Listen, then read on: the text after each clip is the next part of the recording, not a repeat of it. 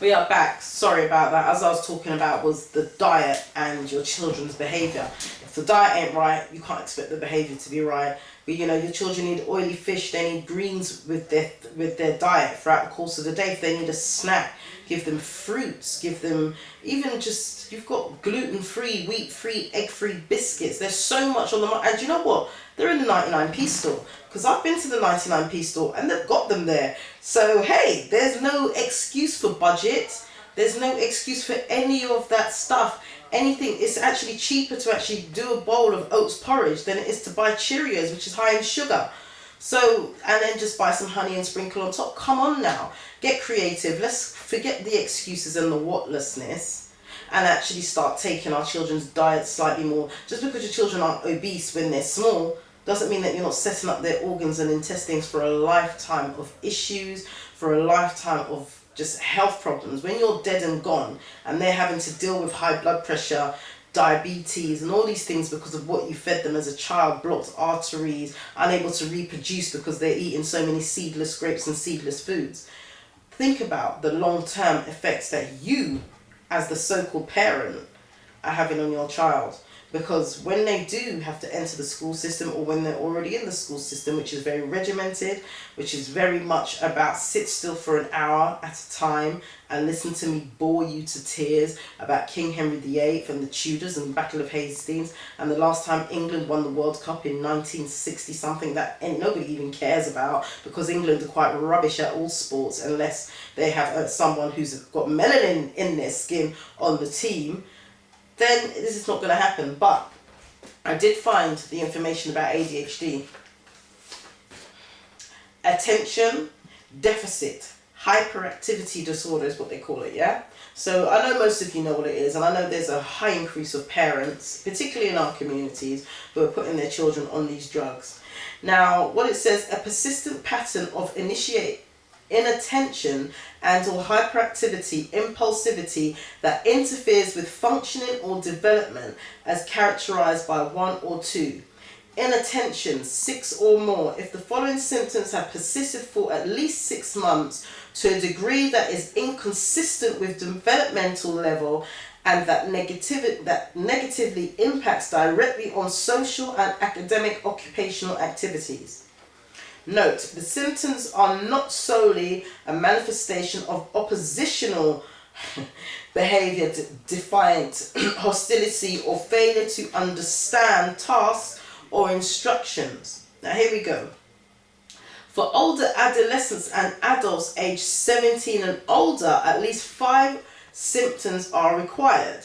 Often fails to give close attention to detail or makes careless mistakes in schoolwork, at work, or during other activities, e.g., overlooks or misses details, work is inaccurate. You kidding? Often has difficulty sustaining attention in tasks or play activities. Has difficulty remaining focused during lectures, conversations, or lengthy reading. Now, I've probably got ADHD according to this book, because try and sit me down to watch a movie. Anybody that's been to a movie with me, because they're like, no, just come. I'm like, all right, but I've warned you. Give me 45 minutes and I will find something else to do. Trust me. If not, I will start throwing popcorn at people. Don't tell anyone I said that. But that just gives you an idea. I'm not the movie type. I will pause it, go to the kitchen, make a drink, make something to snack on, come back, and then snuggle back down. So that means I must have ADHD. Anyway, often does not seem to listen when spoken to directly. Example, mind seems elsewhere even in the absence of any obvious distraction. Are you kidding? If someone's talking to me and they're boring me to tears, my eyes glaze over, I'll be looking down the road. Well, but that means I've got ADHD. Anyway, let us continue. Often does not follow through on instructions and fails to finish schoolwork, chores, or duties in the workplace. Examples, starts tasks but quickly loses focus and is easily sidetracked. I'll try my best not to roll on the floor and just die with laughter. I'll tell you as for why. Let me read it again. Often does not follow through on instructions and fails to finish schoolwork. Who used to like doing schoolwork, except for the subjects they really enjoyed, for one? Chores? Are you kidding me? Come on now. You know when you get, remember back in the day when we were young, I'm still quite young though. You have to come in from school, you put your school shirt to soak because you got to wash it. You tidy up, you sweep, you wipe down the skirting boards, whatever it is that you had to do. Who finds any fun in doing that? But that means that we all got all of us are in the ADHD club, clearly, because I don't see coming in to do chores anything exciting. And of course I'll find something to do, like turn on the TV and watch cartoons because my mum's not there. Often has difficulty organising tasks and activities. Example, difficulty managing sequential tasks, difficulty keeping materials and belongings in order, messy, disorganised work, has poor time management, fails to meet deadlines. Okay. Often avoids, dislikes or is reluctant to engage in tasks. Often avoids that requires sustained mental effort.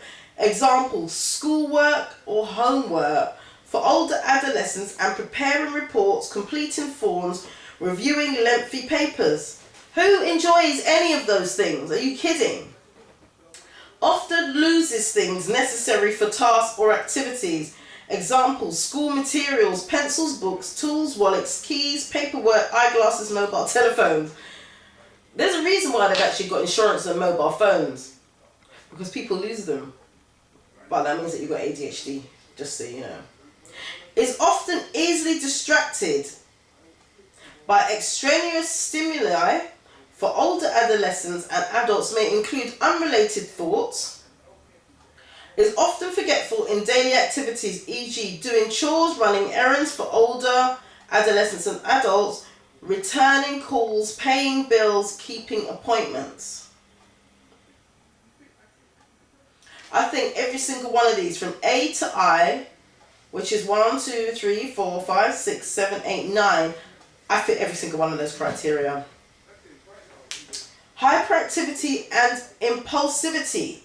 Now, if you fit 6 or more of these, you've got a problem, according to them. Let's go straight into it. Often fidgets. Now, these are for older people. Again, adolescents and teens. The interesting thing is,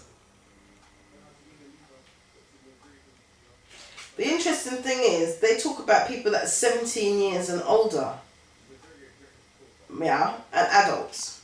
So then why are they putting 2, 3, 4 and 5-year-olds on ADHD medication in primary school? Why are they putting children under the age of 10?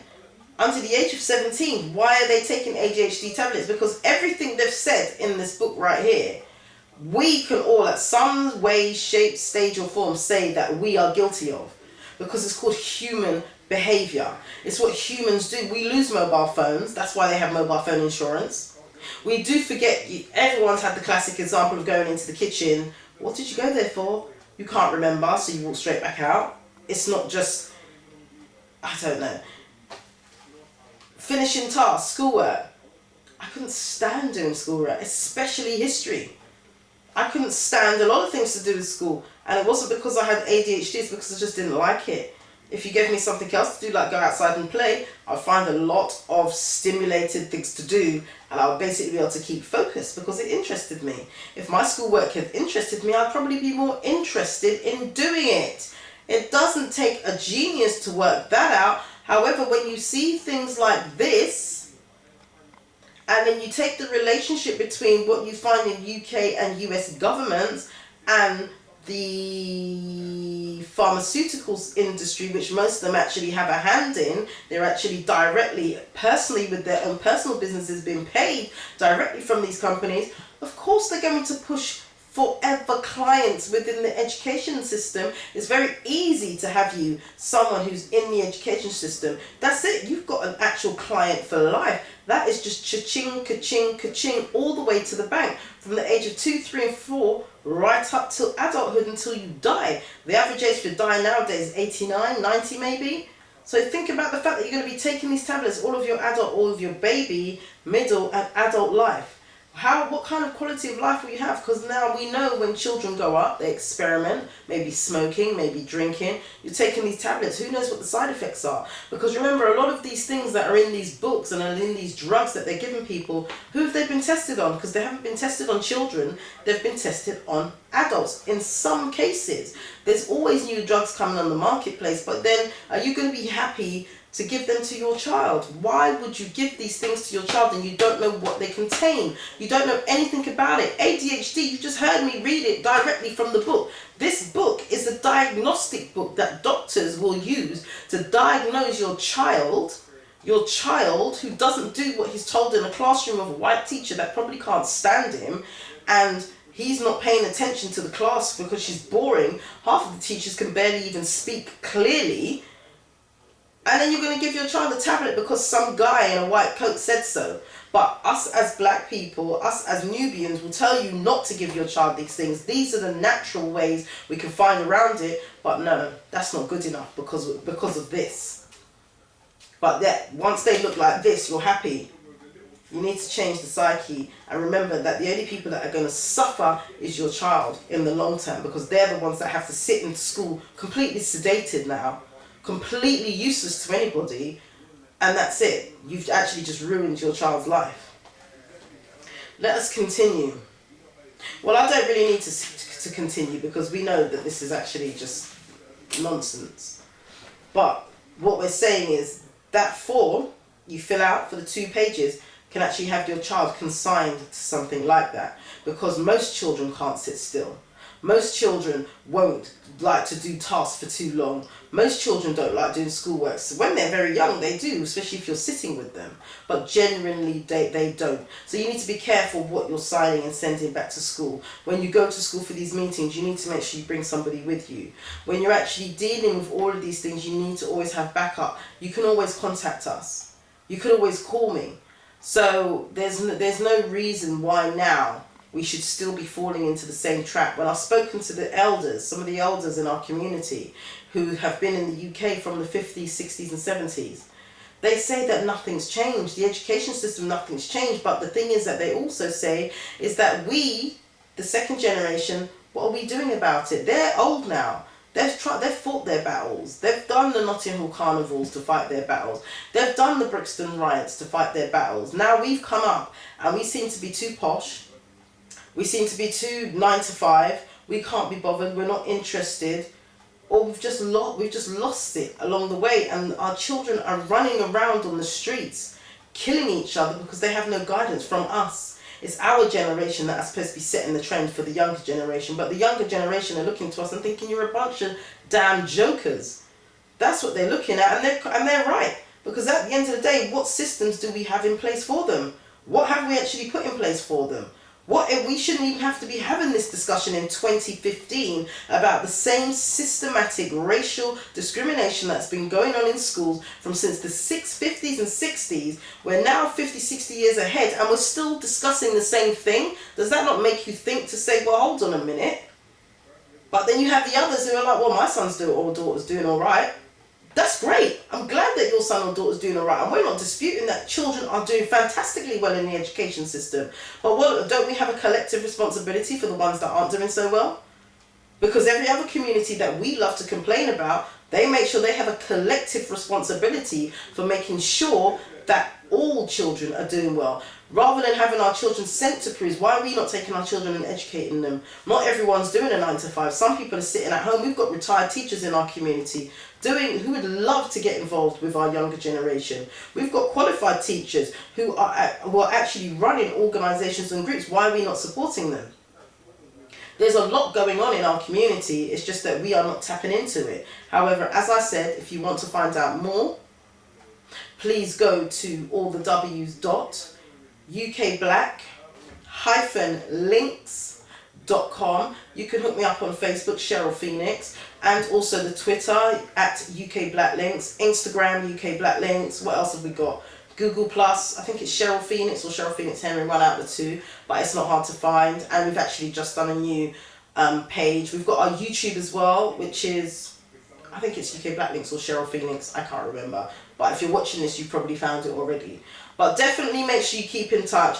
Any questions, any help. What we want is you guys to come forward and join the team, because like we did Black Child Agenda in Birmingham, we're going to do Black Child Agenda in Manchester, we're going to do the Black Child Agenda in Leeds, Bristol, Coventry, everywhere where we are in mass.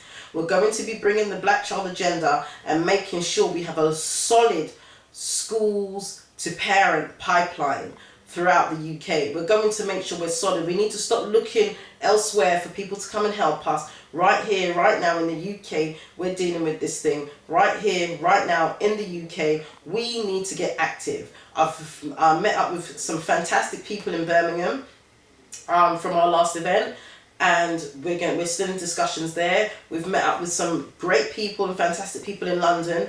We've spoken to some great people up in Leeds already, so hopefully if not the end of this year, then early next year we'll be up in Leeds. We're also going to do Manchester because we've been called to come up there with the Black Child Agenda as well. So if you guys want to get involved, which in any small way, shape or form, it could be just helping promote the event, you know, it could be hooking us up with radio interviews, whatever it takes for us to get it out there and get parents engaged, not necessarily converted ones, but the ones that you probably wouldn't see at the events. Those are the type that we want.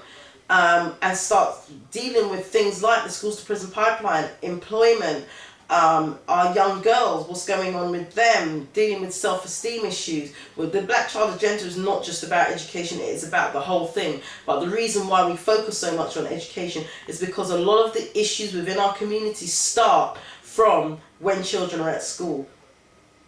Think about it. Once they leave the school system, or they've gone through the school system, they end up in, and if they do end up in that criminal system, it's because of maybe they've been kicked out of school. If they've ended up pregnant too young, there's something in school. A lot of the issues that happen, I'm not saying that it's not at home as well, because there's a lot of stuff that's going on in the home that is dysfunctional, etc., etc. But that's where we come together collectively, especially those of us in the conscious community. A lot of us are just, you know, we look down on people sometimes too much. Instead of looking down our noses at people, we need to help pull them up. Instead of looking down at single parents, we need to help pull them up. We need to take them under our wing and say, here, what, sis or bro, you know what, if you need me, call me. If you need a break, let me know, I will help. You know, that's where we need to get back to. We need to get back to that. For once we come forward to that, but once we step forward, then we can stop this killing thing that's going on the roads. We can stop these stabbings, these shootings, these knifings, etc., etc. We need to try and we need to do something, because right now our community is in crisis, and if we don't fix up, there's going to be no children left for your daughters. There's going to be no children left for your sons. That's me anyway. My name is Cheryl Phoenix. Thank you very much for watching. Until the next time, bye.